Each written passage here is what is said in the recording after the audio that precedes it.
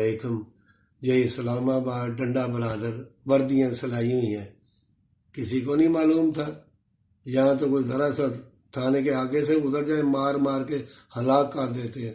جیلوں میں جاؤ، ہسپتالوں میں جاؤ، وہ ایسے دھکے مارتے ہیں جیسے فرعون ہے. اور میں حیران ہوتا ہوں، وہ ہڑتالیں کی ہوئی ہیں، ان کو پیسے چاہیے. سب مرو، تم جو مرضی مرو، پیسے.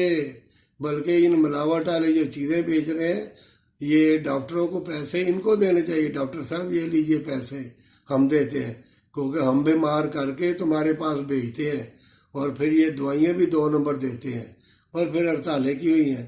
پھر جاؤ اسلام آباد، وہ فضل الرحمان کھڑا ہے اور ڈنڈے ڈنڈے لے کے، اور وہ ناچ رہے ہیں، گا رہے ہیں، جیسے پتہ نہیں کون سی ان کو چیز مل گئی ہے.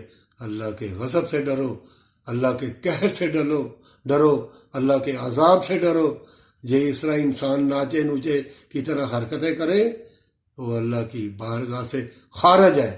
یہ جو بیٹھے ہوئے نا جھوٹ مکر فریب مسائل بتا کے، ہاسا بخیرا کر کے تم کو گمراہ کر رہے ہیں، جان لو یہ تمہیں تباہ برباد تمہارے دین کو کر دیں گے، تمہارے دماغ کو، تمہارے دل و دماغ کو یہ فنش کر دیں گے. اللہ کی بارگاہ میں سجدہ کرو، درود پاک پڑھو اور دعائے خیر کرو. زرداری ہو، نواز شریف ہو، کوئی ہو، سب دولت تم کو دے دیں گے. یہ تم نے ان کو بنایا ہوا ہے ظالم، تم نے ان کو ظالمانے راستے بتائے ہوئے ہیں چوری چکاری کے، تم ہی ان کو راستے بتاتے ہو.